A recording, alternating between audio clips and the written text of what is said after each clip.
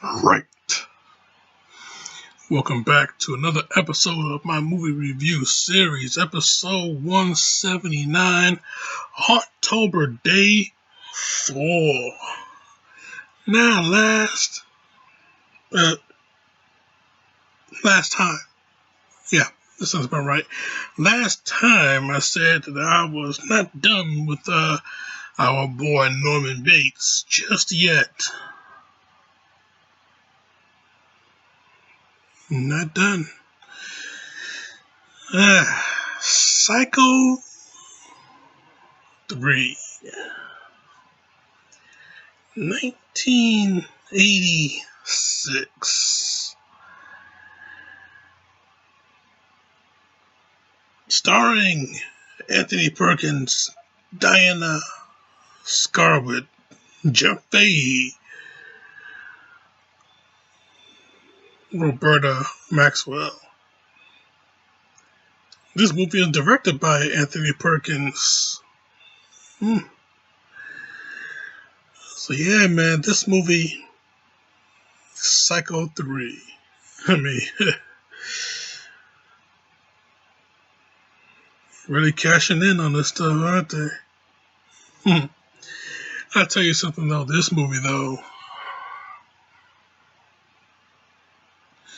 it's a lot different from the predecessors.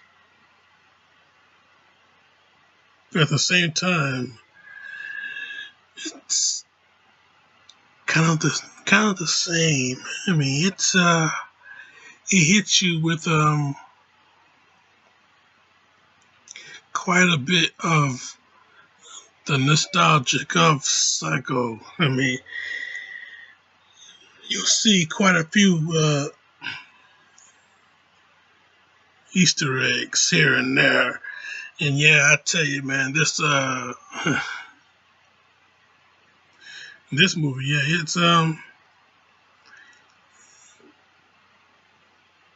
it's more of a horror slasher than it is less psychological. I mean, you got a lot of bloodshed in this movie. You got a lot of yeah,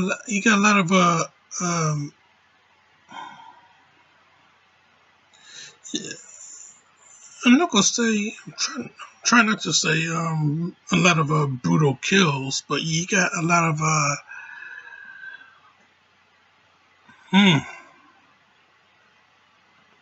got a lot of death scenes, to tell you that.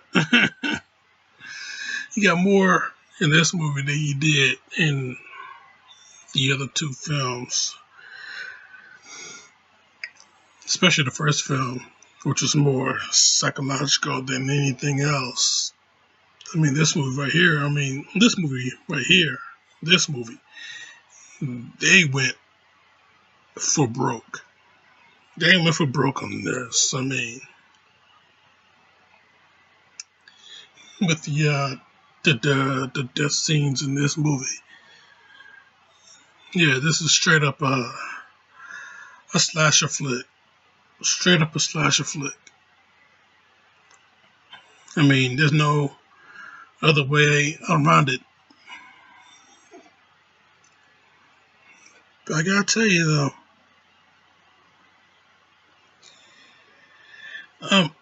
visually, once the lights go out, visually,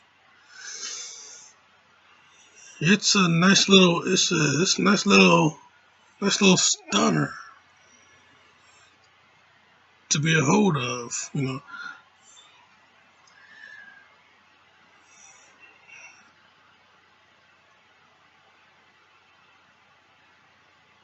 But as far as this movie's story goes, though, you know,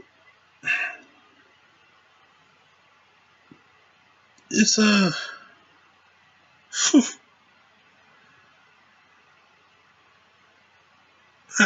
no pun intended, but this movie is pretty crazy. Yeah, no pun intended, Jack. This movie is pretty crazy. I mean, I can't really describe it, but it's just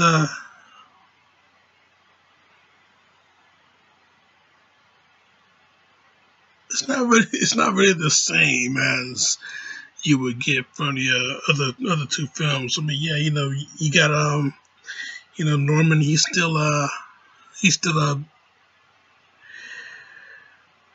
fighting off the mental demons.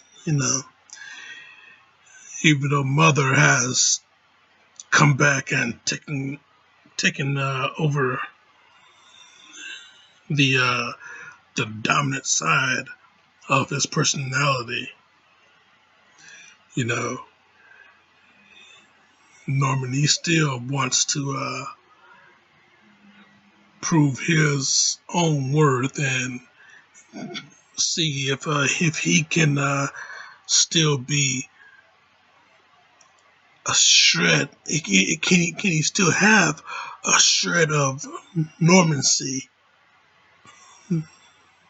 normal, normalcy? Is normalcy, right? Yeah. Shred of normalcy. Can he still have that? But that damn mother of his, she just oh boy, just relentless. Mm.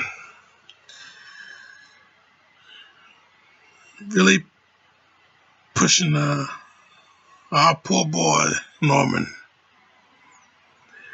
and he's just fighting it. He's fighting it. I gotta tell you though, it's this movie, it's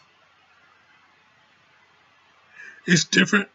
Yeah, it's very much the same. But you know, I'll tell you something. I'll tell you something. You know, they really uh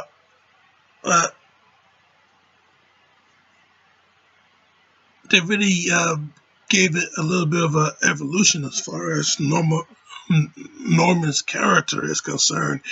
They gave it a bit more of an evolution. I mean, yeah, they gave this cat a girlfriend.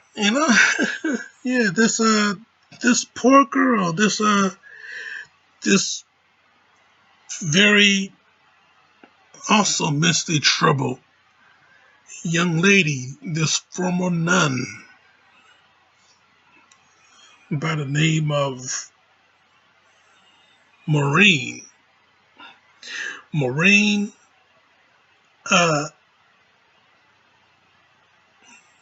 Maureen Coyle. Maureen Coyle. This girl, she bears a very strong resemblance to Marion Crane, even have the same initials on her suitcase. Norman picked up on this very, very quickly, and you know, not too long after she attempted suicide, not too long after, these two started to get together and get a nice little romantic relationship going on. I mean, yeah, somebody actually got some interest in Norman, and Norman actually got an interest in somebody. But hey, that damn mother, she still wants to jump right in between them.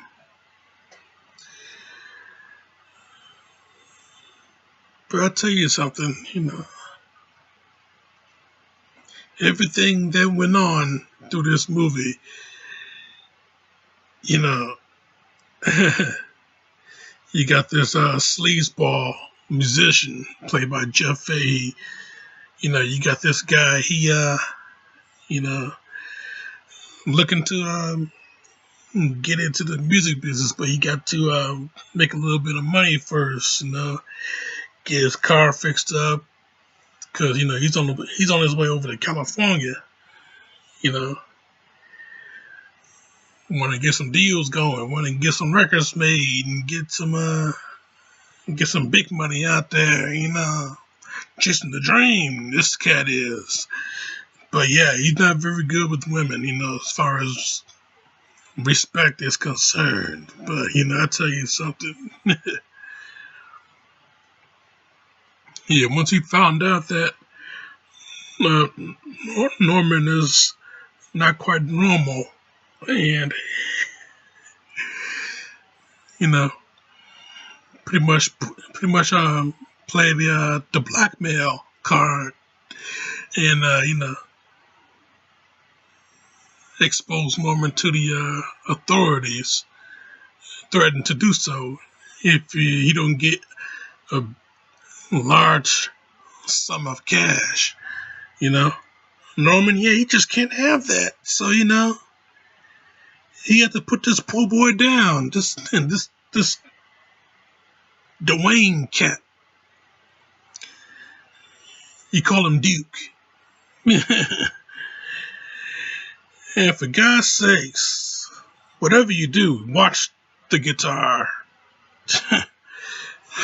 I'll tell you. Yeah.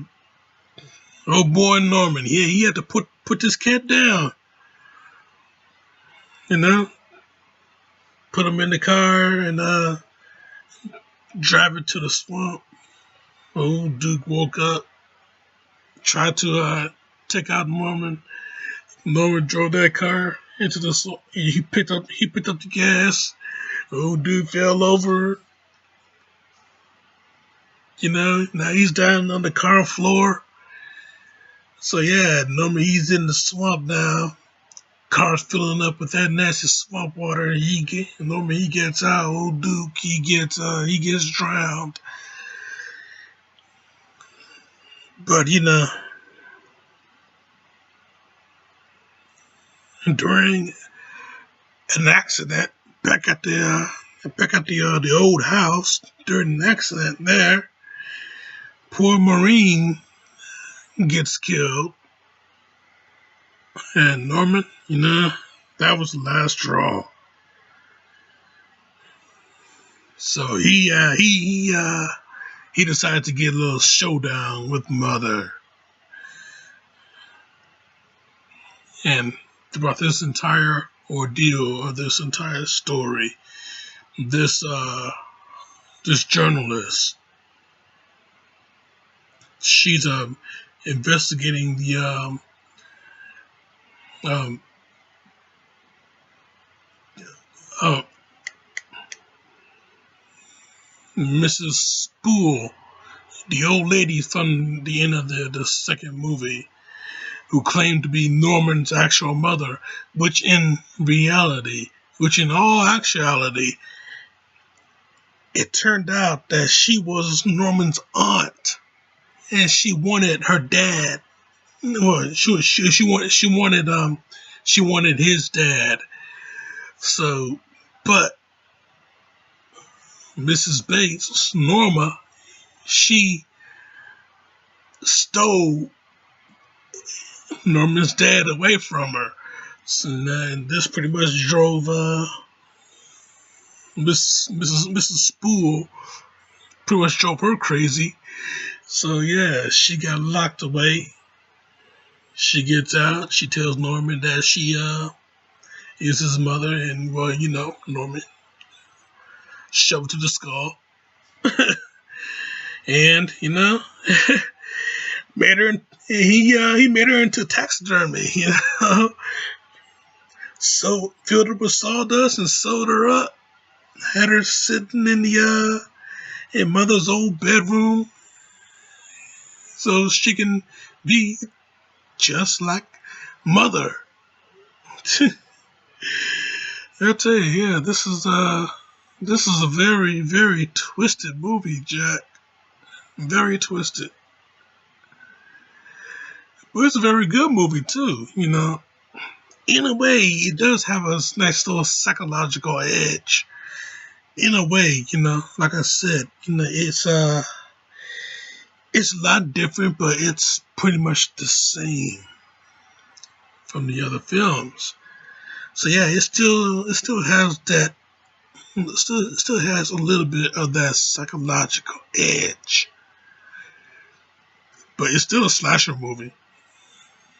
There's no way other there's no other way around it. It's a slasher movie with a little psychological edge. But yeah, it was revealed that Norman, he done all of these murders in this movie. He done all the murders that happened in this movie. The stabbing in the phone booth, the killing of the girl in the in back in Norman's parlor, killing of her. And he stuffed her in the ice machine. Got that body well frozen, well preserved in the ice machine. That sheriff, he was digging in the ice machine, rubbing some ice in his hand. He put his hand back in the ice machine with a little blood in it. He's not looking. Put that bloody ice in his mouth, you know, get some coolness in it. Yeah, get some bloody coolness in him.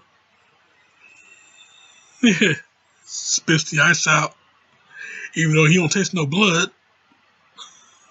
And very funny that he don't taste no blood, even though he get that bloody ice in his mouth, but he don't taste the blood. He don't notice that.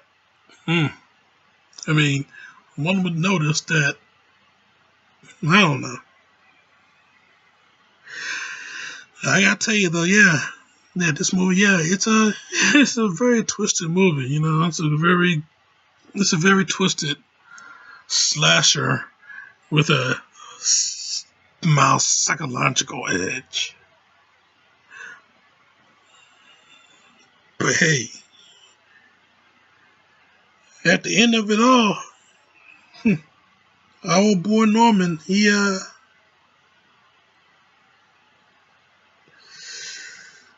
proved that maybe he could harm a fly. Gave that nice little smile at the end of the movie.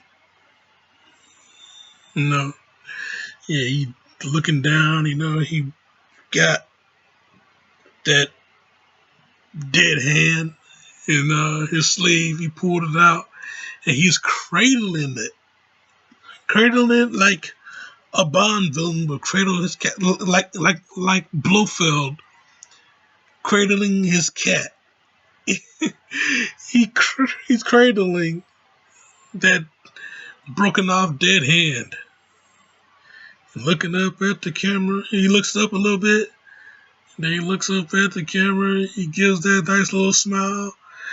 Perfect throwback from the first movie. Yeah, maybe, just maybe, she would harm a fly. Yeah, even though, yeah, Norman, yeah, he's not free. He's not free from Mother, or is he? I mean, he got that dead hand. He got that broken off dead hand still with him. Maybe he's not quite free from Mother after all. That dominant personality is still in there. But yeah, they're gonna send him back to the institution, and let's see how this next go around of treatment will do for him. But I gotta tell you though, yeah, Psycho 3, 1986 horror slasher with a mild psychological edge. I give this a nice little 4 out of 5 rating. Good movie, but it's not quite good. So yeah, nice little 4 out of 5 psychological rating. Nice little 4 out of 5 rating. And that's my review, Jack, and I'm sticking to it. Now, next, in the next few days, I'm going to come back with another movie review from this season of October. And, these,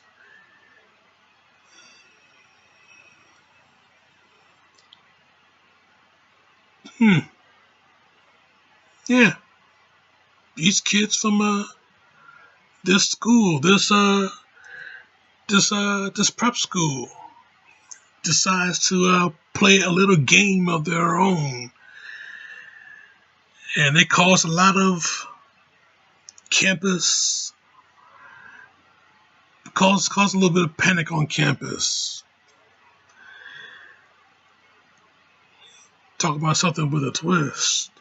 Yeah, anyway, yeah, check out my other shit right here. Subscribe to me right here, and check out the October playlist here.